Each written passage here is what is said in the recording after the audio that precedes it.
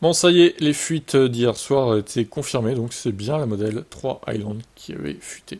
La voici donc en blanc, donc je vais aller un peu plus vite que sur Electib, vu que c'est le même article du coup.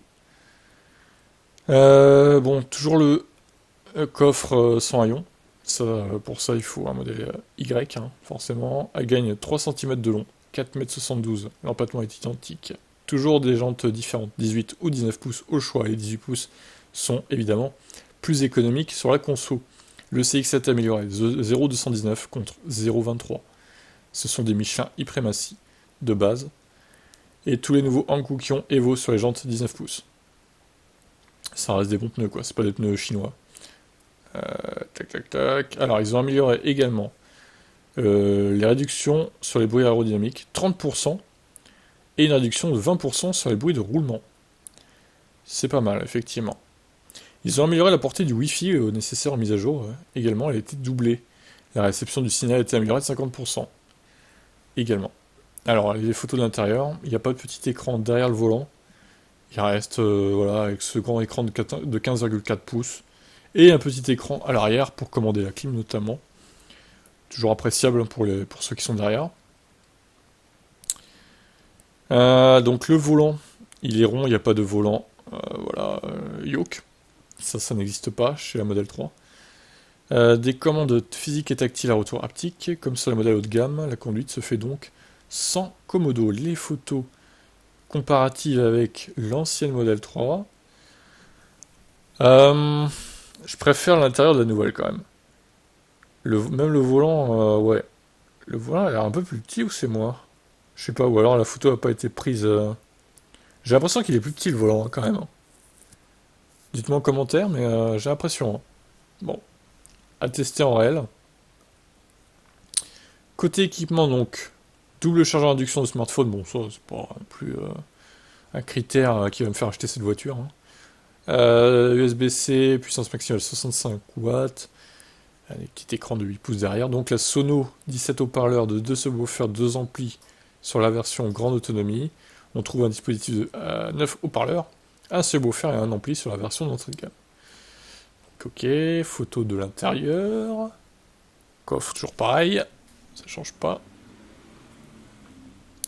Pour le reste, le modèle 3 est parfaitement identique au précédent millésime.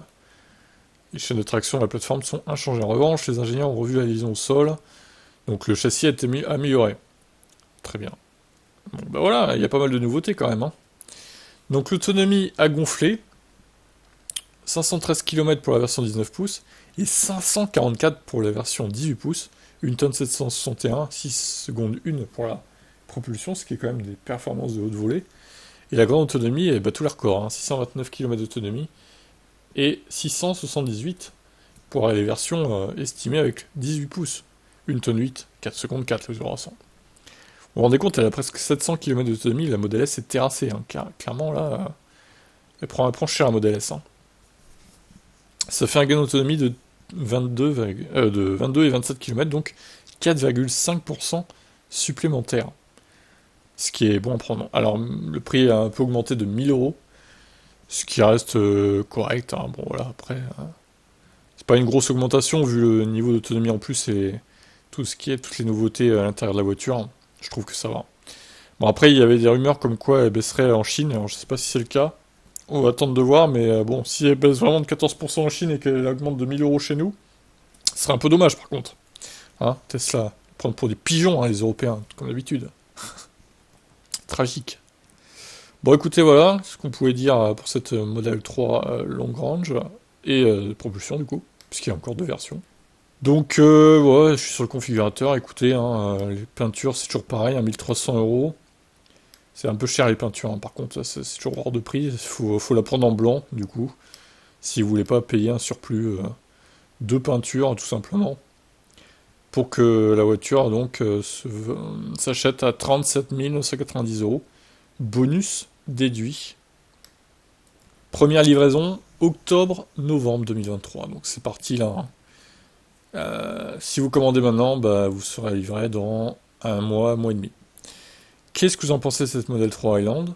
Est-ce que vos attentes ont été comblées? Est-ce que vous allez la commander? Dites-moi tout ça en commentaire. Bye bye.